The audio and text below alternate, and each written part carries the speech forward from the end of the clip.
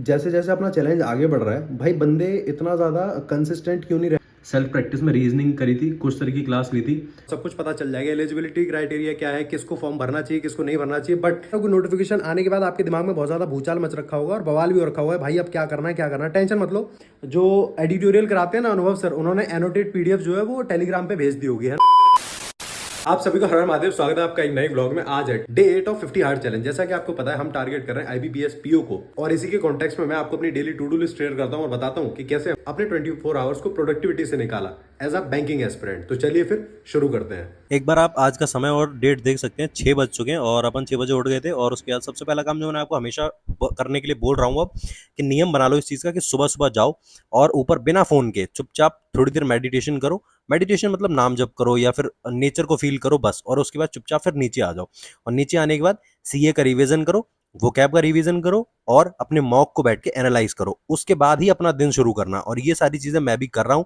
जैसे कि आपने देखा होगा कि मैं ऊपर थोड़ी देर आराम से वॉक करने गया, मेडिटेशन करने गया। वो मैंने क्यों नहीं दिखाया, उसका रीज़न यही है क्योंकि भाई मैंने आपको पहले ही बोला कि इस वाले टाइम में आपको फ़ोन तो यूज़ ही नहीं करना है, ये टाइम अपने साथ बिताना है बस। अभी बस एकदम मैं फ्री हुआ हूँ, खाना वाना खा के, और खाना क्या मतलब नाश्ता करके। और अब मैं सबसे पहले परफेक्शन की क्लास लेने बैठ रहा हूँ, ठीक है। और समय की बात करी जाए तो 8:10 हो रहे हैं और सबसे पहले हम लोग परफेक्शन की क्लास खत्म करते हैं, ठीक है।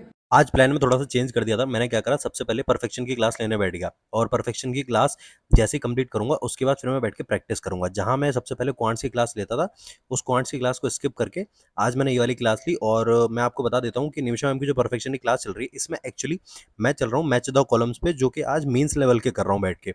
कल मैंने प्री का करा था और प्री की जब प्रैक्टिस अच्छे तरीके से कर ली थी पीडीएफ के थ्रू, उसके बाद फिर मैंने इसको मेंस पे स्विच करा है। और आज लिटरली बता रहा हूँ, आज मेरे को इसका बहुत कम समझ में आया, बट एट द एंड मैं जानता हूँ कि जब 1 मंथ 2 मंथ जब कर लूंगा तो सब कुछ समझने आने लगेगा। और यही चीज़ आपको करनी है। देखो, गिव अप नहीं करना है, बस लगे रहो, पढ़ते रहो, देखते रहो। कब तक समझ में नहीं आएगा यार, कुछ तो समझ में आता है। जितना आता है, जो पॉइंट इंपॉर्टेंट लगता है उसको फटाफट से अपनी नोटबुक में लिख लिया करो। अभी मैंने परफेक्शन की क्लास कंप्लीट करी है और समय की बात करी जाए तो 9 बज रहे हैं। हम लोगों ने 50 मिनट में क्लास कंप्लीट कर ली। और अभी जो एडिटोरियल कराते हैं ना अनुभव सर, उन्होंने एनोटेड पीडीएफ जो है वो टेलीग्राम पे भेज दी होगी, है ना। तो अभी उस पीडीएफ को निकालते हैं और उस पीडीएफ से फटाफट से आर्टिकल करते हैं। और अगर वो पीडीएफ नहीं भेजी होगी तो फिर जो निमिषा मैम की जो इंग्लिश की जो टारगेटेड बैच जो है वहाँ से पीडीएफ निकालूंगा, उसको करता हूँ। ये 30 मिनट में हो जाएगी, ठीक है। इसके बाद हम लोगों ने द हिंदू की एनोटेड पीडीएफ उठाई, जिसमें कि सब कुछ ऑलरेडी मटेरियल पड़ा होता है।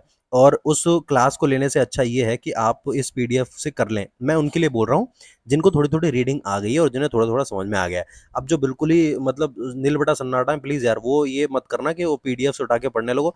पता चला आपको अप्रोच भी समझ में ना आते कि हमें आर्टिकल कैसे करना है, और आप फिर बोलो कि भैया मेरे को समझ में नहीं आ रहा, आपने क्या कर डाला। तो मैंने कुछ नहीं कर डाला, हाय मर गई मैं, तो वो वाला हिसाब नहीं होना चाहिए।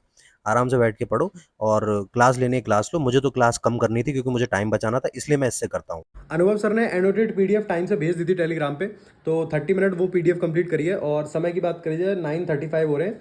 और अब मैं आपको बताता हूँ कि अब ये करने के बाद अब सबसे पहले आज मैं जो करने जा रहा हूँ वो काम है हमारा रीजनिंग की प्रैक्टिस। गाइडली से बंडल पीडीएफ उठा रहा हूँ मैं, और रीजनिंग में पजल्स और मिसलेनियस के क्वेश्चंस करूँगा बैठ के। आज थोड़ा सा हम लोगों ने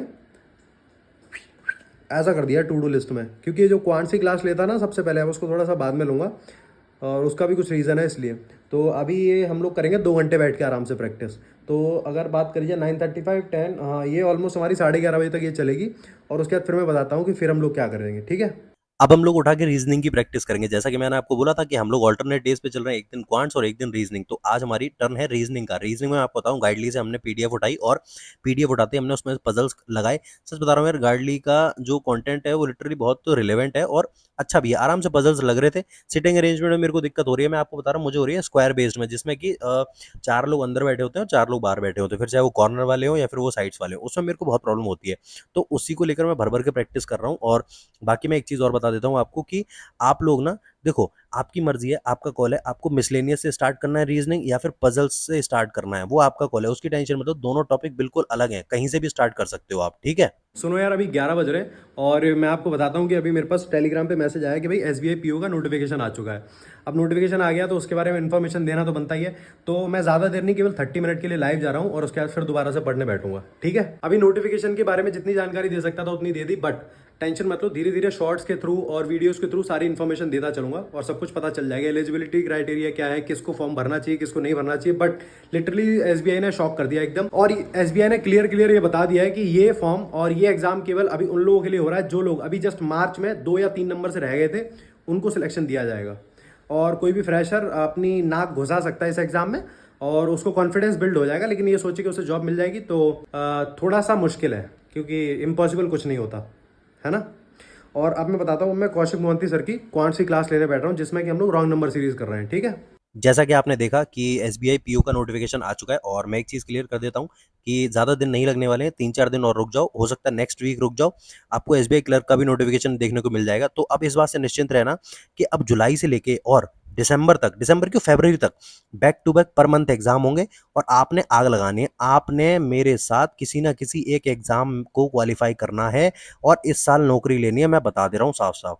और रही बात क्वांट्स की, तो क्वांट्स में मैं आपको बता दे रहा हूँ कि आज अपना नंबर सीरीज चल रही है, वो भी मेंस वाली, ये आज कंप्लीट हो जाएगी और फिर इसकी प्रैक्टिस करेंगे, ठीक है। अगर समय की बात करी जाए तो अभी बज रहे हैं 2, अभी मैंने क्वांट्स की क्लास कंप्लीट करी है, और मैं जानता हूँ कि नोटिफिकेशन आने के बाद आपके दिमाग में बहुत ज़्यादा भूचाल मच रखा होगा और बवाल भी हो रखा हुआ है, भाई अब क्या करना है क्या करना है। टेंशन मत लो, कल मैं आपको इसके बारे में पूरी इन्फॉर्मेशन दे दूंगा। सबसे पहली बात क्लियर कर देता हूँ, मैं कोई स्ट्रेटजी नहीं डालने वाला हूँ। 1 महीना बचा है यार एग्जाम में, क्या स्ट्रेटजी लोगे भाई? और तुम्हें लगता है कि तुम उस स्ट्रेटजी से काम कर पाओगे? स्ट्रेटजी कुछ भी नहीं है, सिंगल एक स्ट्रेटजी है, मॉक लगाओ एनालाइज करो, मॉक लगाओ एनालाइज करो, बस बात खत्म।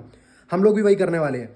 जैसा कि आपको पता है कि आईबीपीएस पीओ तो टारगेट कर ही रहे हैं, लेकिन अब साथ के साथ एसबीआई को भी टारगेट करेंगे। भाई कॉन्फिडेंस बिल्ड होगा यार, सोचो ना, दिमाग पे प्रेशर बढ़ेगा भाई कि केवल 1 महीना रह गया है, डेली मॉक लगाएंगे, डेली प्रैक्टिस करेंगे। भाई सोचो, मैं कह रहा हूँ साला ना हो, मैं कह रहा हूँ 2-3 नंबर से रह जाए भाई। कॉन्फिडेंस मतलब कहाँ होगा कॉन्फिडेंस, बताओ, आग लगा दी भाई। और उसके बाद फिर आईबीपीएस पीओ आ ही रहा है, उसमें फोड़ डालेंगे। तो सिंपल है, जिस तरीके से मैं डेली टारगेट लेके चल रहा हूँ, जिस तरीके से मैं डेली ये अपना चैलेंज लेके चल रहा हूँ, इसी को लेके चलूंगा, कुछ चेंजेस नहीं करूंगा। अब केवल इतना है कि अब हम दोनों एग्जाम टारगेट कर रहे हैं, बस, ना कोई स्ट्रेटजी ना कुछ, केवल सिंगल एक strategy, mock analyse practice, mock analyse practice, mock analyse practice, बस, समझ रहे हो। और अब मैं आपको बता देता हूँ कि अब मैं सुपर मॉक की क्लास लेने बैठता हूँ और इसको 1 घंटे में कंप्लीट करके फिर बताता हूँ क्या करेंगे।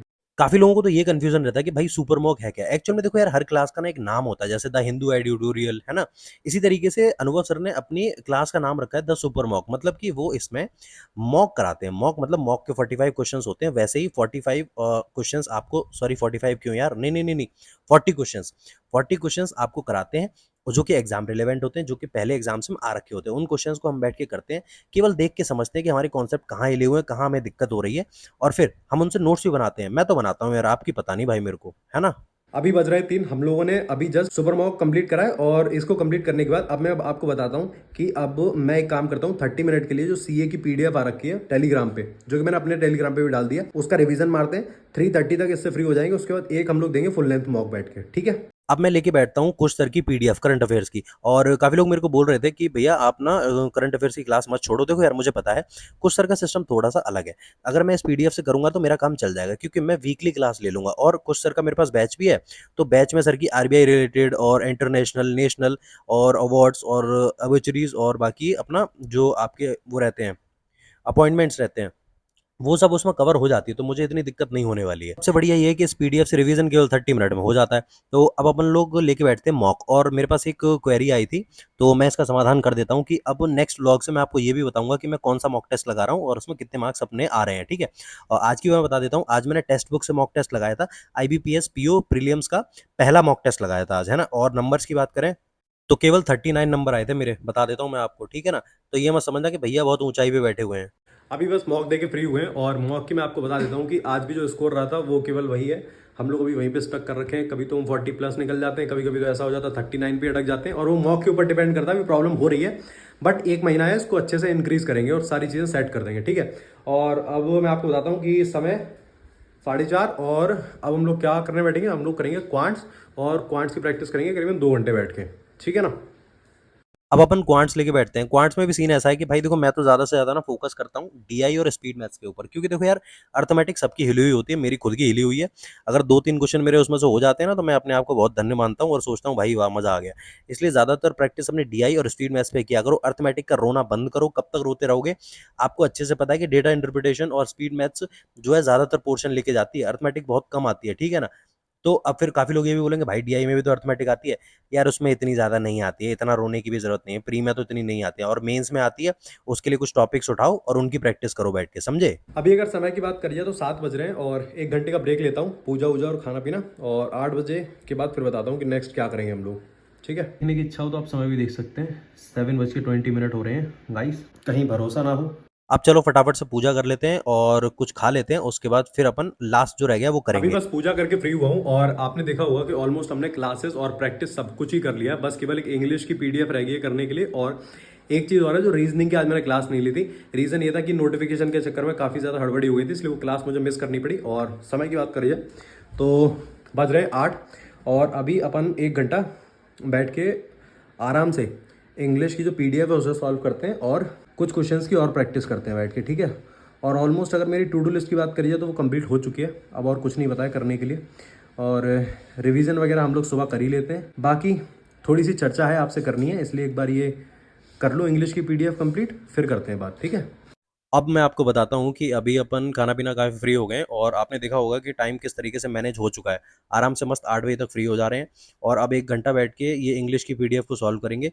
बाकी इसके बाद मुझे नहीं लगता कि हमारे पास कुछ और बचा होगा। अच्छा सुनो, एक सवाल मेरा ये है, मुझे थोड़ा-सा सजेस्ट करना कि अगर हम एक्सपीरियंस लेना चाहें, तो क्या हम फॉर्म एससी एसटी कैटेगरी से भर सकते हैं? मतलब ऐसा होता है क्या उसमें, मतलब पहले से सर्टिफिकेट वगैरह देना होता है? क्योंकि अगर जैसे एक्सपीरियंस ही तो लेना है केवल, तो जनरल से भरने की क्या ज़रूरत है? पैसे भी कम लगेंगे और एक्सपीरियंस भी मिल जाएगा कि हाँ एक्चुअल में एग्जाम कैसा रहा। बताना यार मुझे। देख लो 9:25 हो रहे हैं और टाइमर दिखाते हैं यार, टाइमर तो आज गड़बड़ हो गया था यार। ये देखो, जब मैं लाइव आया था ना तो उसके बाद ही फिर मैं टाइमर चलाना ही भूल गया। चलो कोई नहीं, बंद कर देते हैं ऐसे। और आज की मैं टू डू लिस्ट दिखाता हूँ एक बार आपको, देखो पहले, खुल जा, हाँ। ये रही आज की टू डू लिस्ट और इसको हमने किस तरीके से फॉलो करा था वो भी मैंने आपको सारा बता दिया। और अब मैं आपको नीचे लेके चलता हूँ, मैं ना रेड रेड साइन बना देता हूँ जब मैं टू डू लिस्ट कंप्लीट कर लेता हूँ। तब देखो, सुबह सुबह ये करा था तीनों चीज़ें, उसके बाद फिर हमने क्वांट्स की क्लास निमिषा मैम की और एडिटोरियल सुपर मॉक, केवल सौरभ सर की क्लास नहीं ली थी। बाकी अगर और बात करें, सेल्फ प्रैक्टिस में रीजनिंग करी थी, कुछ तरह की क्लास ली थी, क्वांट्स की भी क्लास करी थी, और एट दी एंड अभी जो है, अभी मैं इंग्लिश का पीडीएफ सॉल्व करके फ्री हुआ हूँ। तो जैसा कि आपने देखा कि मैंने टाइम को इस तरीके से मैनेज करा है कि अपना आराम से 9:15 बजे तक बिल्कुल फ्री हो जाते हैं। और ये अच्छा भी है यार, वैसे भी बहुत ज़्यादा टाइम लग रहा था। बट अब यहाँ पे मेन कंसर्न ये आता है कि अभी हम लोग IBPS PO को टारगेट कर रहे थे, अब अचानक से SBI आ गया और SBI क्लर्क भी आप देखना नेक्स्ट वीक आ ही जाएगा, ठीक। तो अब हमारी स्ट्रैटेजी क्या होनी चाहिए? देखो, हमारी स्ट्रैटेजी बिल्कुल सिंपल होनी चाहिए, जिस पेस में हम चल रहे हैं उसी पेस में हम चलेंगे, थोड़ा सा अपनी एनर्जी को डबल कर देंगे, अपने एफर्ट्स को डबल कर देंगे, बस प्रैक्टिस पे ज़्यादा ध्यान देंगे।